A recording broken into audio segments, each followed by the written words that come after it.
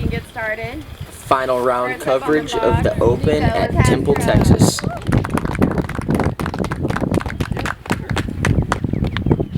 First up, that's me, Nikko Locastro. I decided to go hyzer flip, and the wind just pulls it slightly to the right. It's looking like it could go out of bounds. It's a close call. Simon Lizotte up next. Takes it down the middle, catches the tree. James Conrad puts a great move on it. Looks like it's going to cut the corner and land perfectly in the middle of the fairway. Eagle Macmahon throws his hyzer flip down the middle. It's looking very clear of the tree. Should have an easy upshot on the long par 4. My upshot, I just try to let the right to left wind bring it in.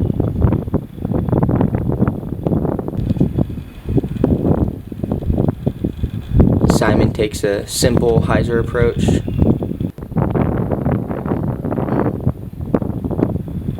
Conrad muscles up on it a little bit, just short of OB.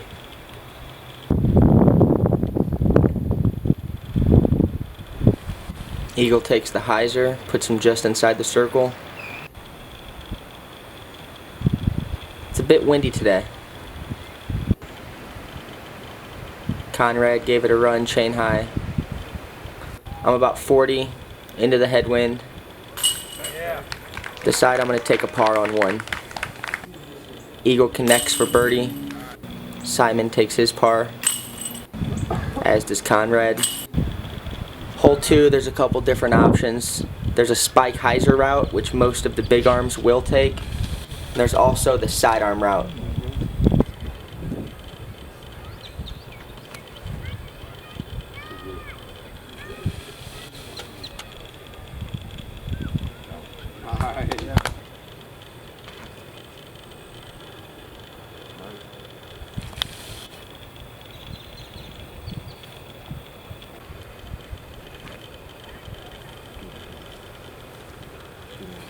Three out of 4 of us clear the tree.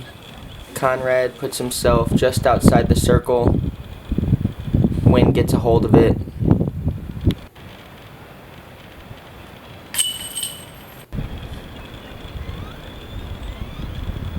That'll be 3 birdies and a par on hole number 2.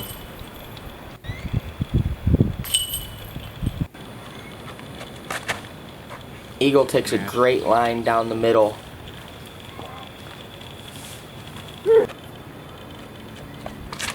I overpower it a little bit, get an unfortunate kick out of bounds. Simon takes a fairway driver up the middle, still leaves himself a good opportunity for a birdie. Conrad clears the gap nicely with precision. He'll have an easy upshot.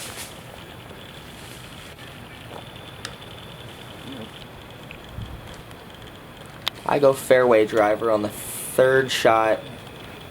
Leave myself a long look for a 5.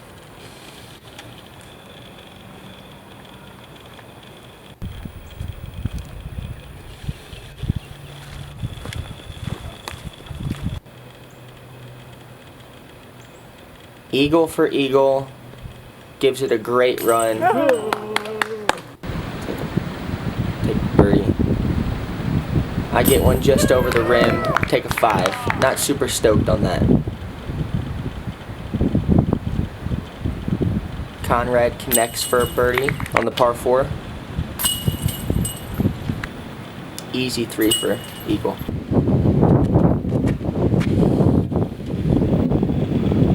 Hits the gap, no trees involved.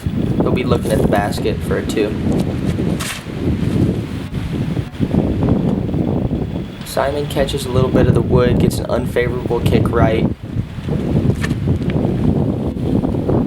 Conrad had a lot of power on that drive, just kicks left. I'm a little bit fed up with the 5 on the last hole. I power through the gap. Yeah.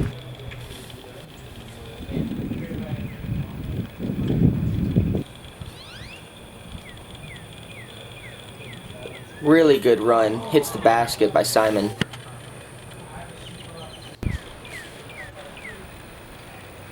Eagle from 60 or so. Gets those chains.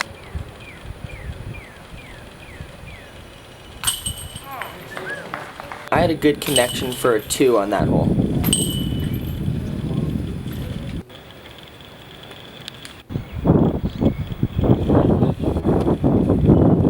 I decide to try to clear the road. I catch a little bit of the tree, kicks OB.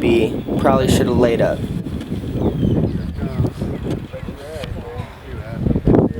Eagle takes a massive route over the top and leaves himself in a really good position, staring at a 2 again on the par 4.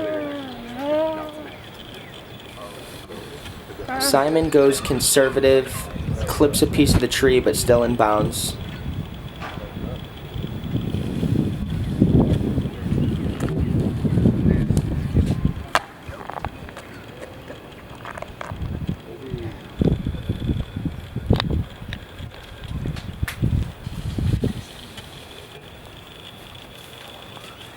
Simon has a clean-up shot. He'll be staring at the 3 on a par 4.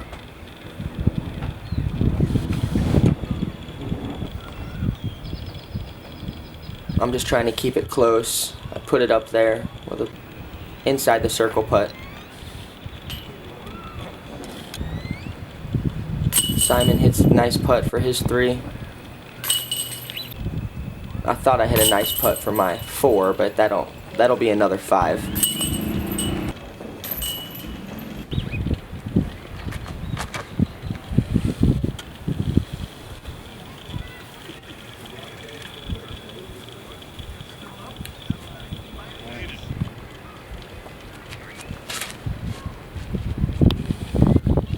This can be a challenging hole with out of bounds in the middle of the fairway. You have to throw at least a 400-foot shot just to clear the OB, and it can be tough with the headwind. Conrad just makes the mandatory.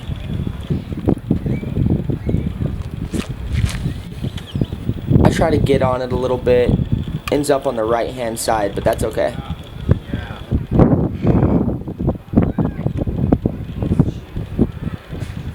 I take the hyzer approach. I went out of bounds the first day and learned that you have to kind of distance yourself from that basket and just have a look for a 3. I believe that Eagle left that one slightly wide. He'll have a long look at a par. Conrad throws a really clean up shot. Keeps it on hyzer the whole way. Lets the wind just guide it in. Simon had such a long drive, he threw a putter up shot.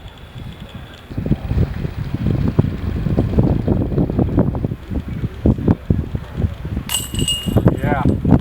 This is a good hole to 3. As you see, there's out of bounds that's close to the basket. You could also see that the wind is ripping, so if you get a 3 there, you're definitely picking up strokes on the field.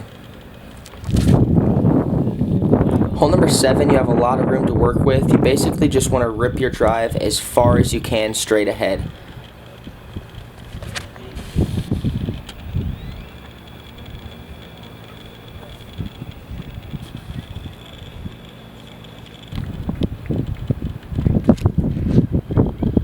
I feel like I really got on this drive and let that wind just keep it straight ahead with enough height to keep gliding.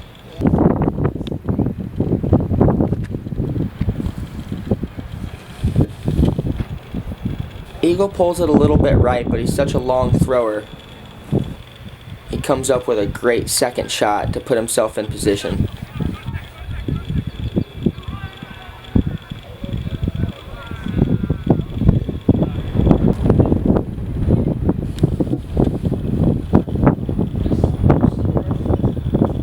That was a really clean line, went around the tree and perfectly in the middle of the fairway.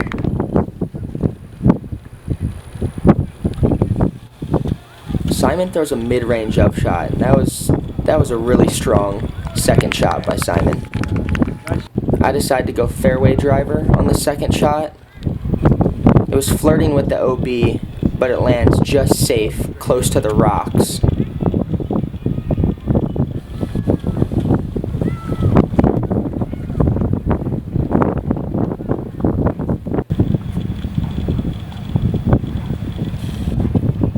tough angle on the right hand side of the fairway.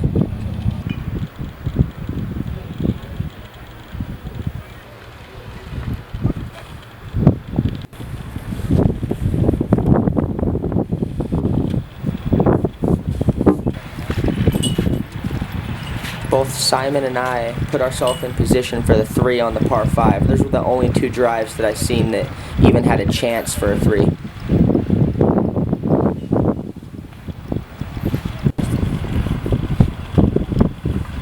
This is one of the easier holes on the course, just dead straight, probably 280 feet uphill. There is an OB line on the left-hand side, which I wasn't paying attention to as my disc drifts that way.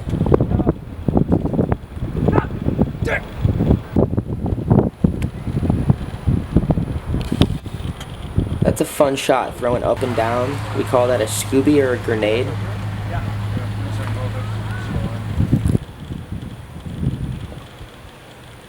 I tried to give it a run, but the wind wasn't really a favorable wind.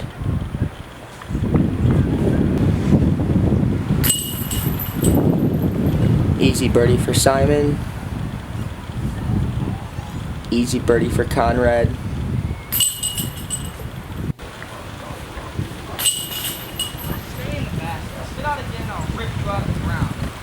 Eagle and myself will both settle for 3.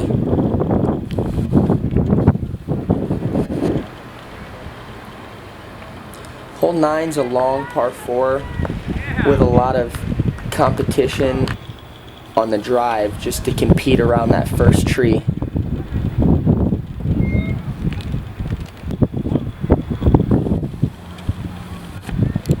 I play my drive extra wide. It glides in the middle of the fairway.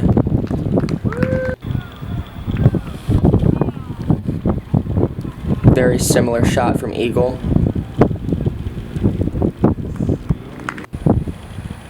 Conrad just wants to hit the gap and play for his par after a tough first drive.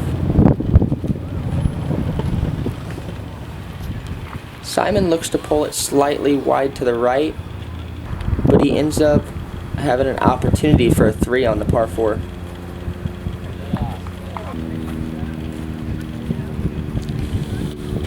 Fairly routine chip shot as long as your first drive is in the middle of this fairway.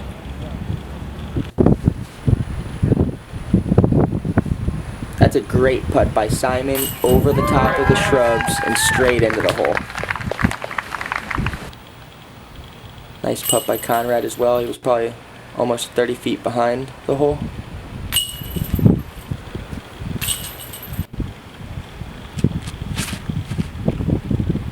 Hole 10 has these huge trees in the middle of the fairway. If you don't clear this first set of trees, you put yourself in a tough position for a 3 on the par 4. There's also an OB line on the left.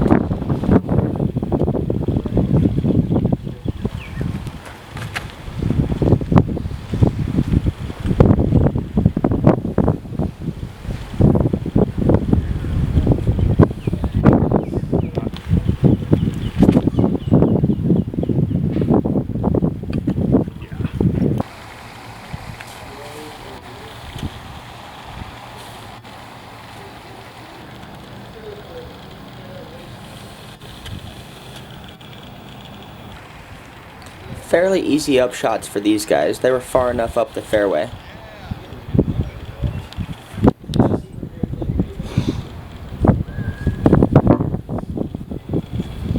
There's a lot of wind, which actually makes the upshot quite challenging, even though it's not very long.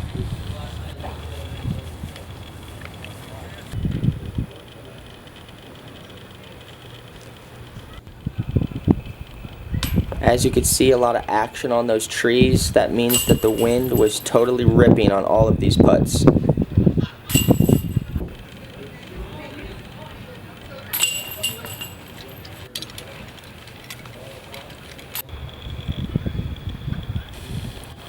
Hole number 11 is a long downhill par 3 with out of bounds on the left-hand side.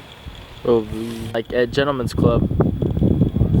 Most of us are going to take the wide hyzer and just try to have a look at it too.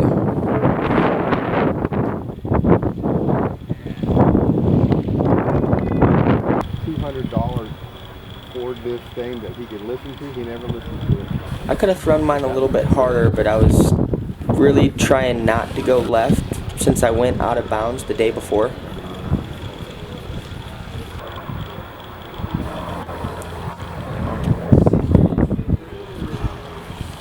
Conrad just absolutely peers the drive and puts it as close to the basket as any competitor on this particular hole. Probably the best shot of this round. Down there by that little tree. Tried to get my drive up to give it a chance. Just misses the basket. Eagle was staring at a circle 3. He'll take a 4. Simon hits a nice putt for 2.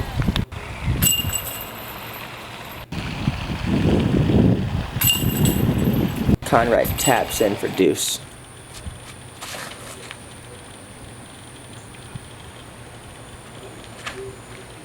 Hole number 12 has a couple different options. There's a sidearm route on the left-hand side. You got to play the skip.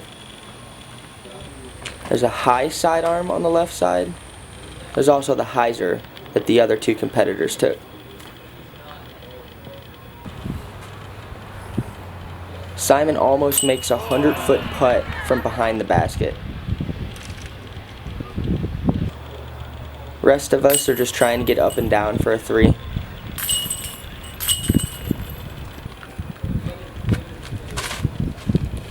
Hole number 13 is another par 4. This drive is very important just to clear the first set of trees and land in the field so you can see the basket on the upshot.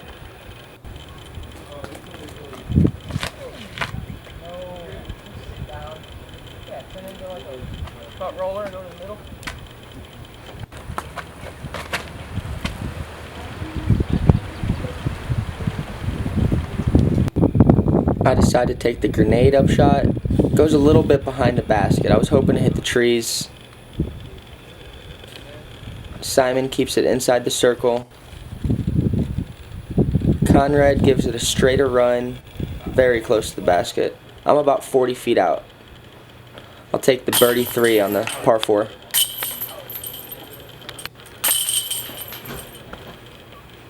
Looks like all of us are going to take the birdie.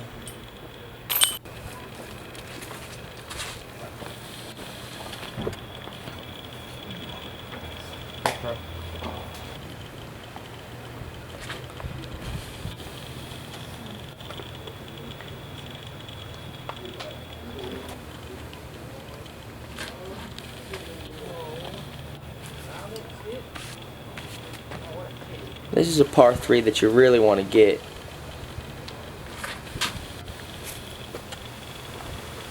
If you hit that first gap to the right, you can usually skip up to the basket.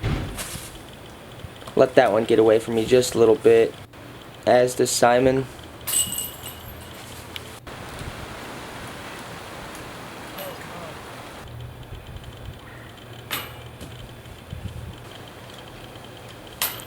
All 4 of us left some strokes on the table there. Long one right here in this back hole.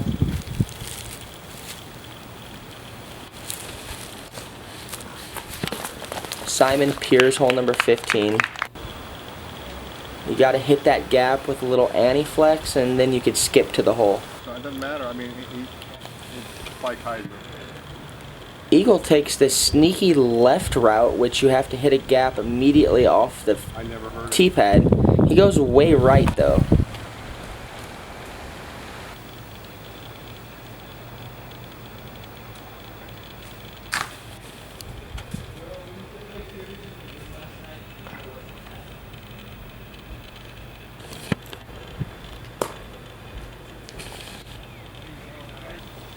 Looks like Simon's starting to pull away at this point. He's picking up more strokes on the entire card.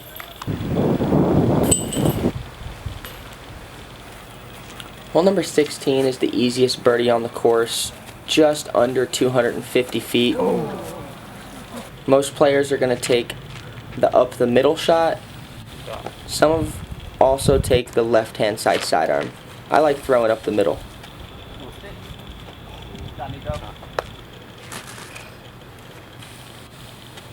Eagle gives it an ace run. He stays safe. Hits his birdie putt. Nice putt.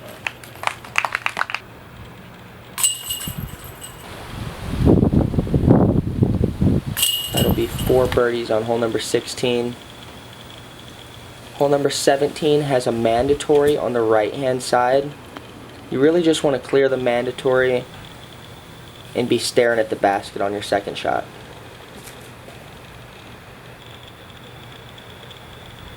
I was clearing the mandatory okay, but put myself in a tough position.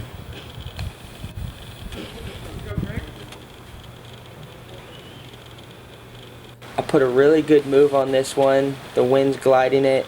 Actually hit the basket for a 2.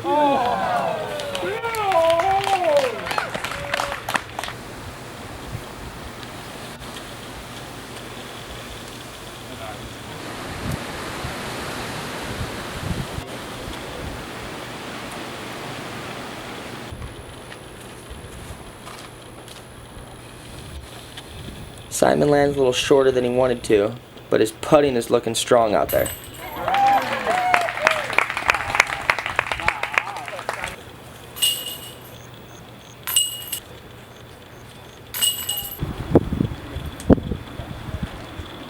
Come back, see us next year. We'll be bigger and better, and we'll have more fun. Yeah, thanks. This is one of the TDs just congratulating everybody for completing this tournament. He's stoked to have the top pros in town, and these guys really did a good job of just catering to the pros and making sure we were all stoked about playing the course, and it's a great atmosphere. A lot of the locals were happy to have us out there.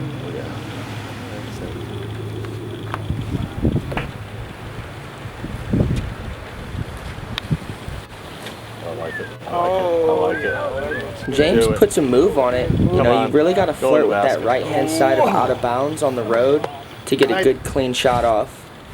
I throw my most overstable disc, turn it over, get it just to the edge of the road, and then it skips in there nicely. Damn. That was one of my best shots of the tournament.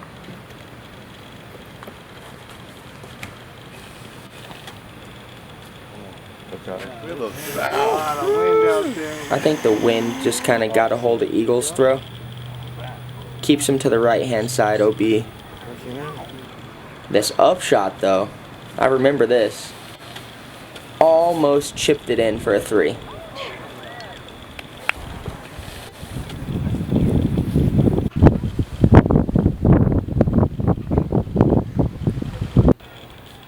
Had to hit that putt to tie for second place with James Conrad. Eagle Macmahon is going to end up in 4th place as he taps in his last putt of the tournament. Congratulate Simon on a well-deserved victory. He had a great final round, tying the course record that I set the day before.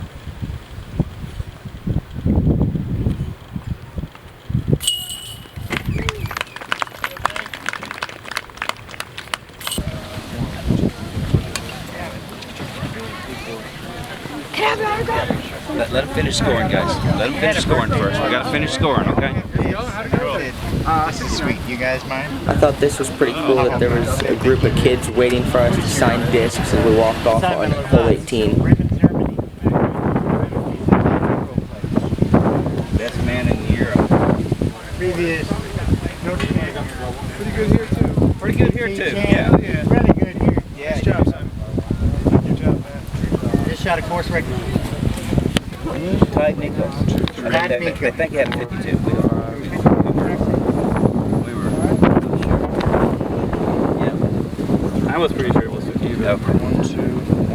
We're just going to double check and triple check these scorecards, make sure everyone has the correct score. Yeah, I got myself at 57.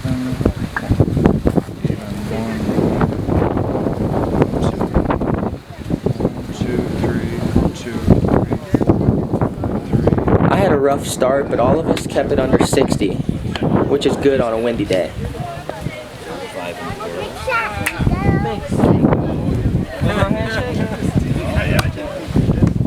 That was actually the girl we were staying with. Her parents opened the house up to 5 of us disc golfers, and they had a really nice family. You know, it's always really nice to meet new friends while you're out on the road. Anymore? So this is Nikko Locastro, and you're watching the Fly Life Disc Golf Day in the Fly Life documentary series. This is final round coverage from the Open at Temple, Texas. Thanks everybody for tuning in. We'll see you next week. Where's for me? I think that's good. That'll be perfect.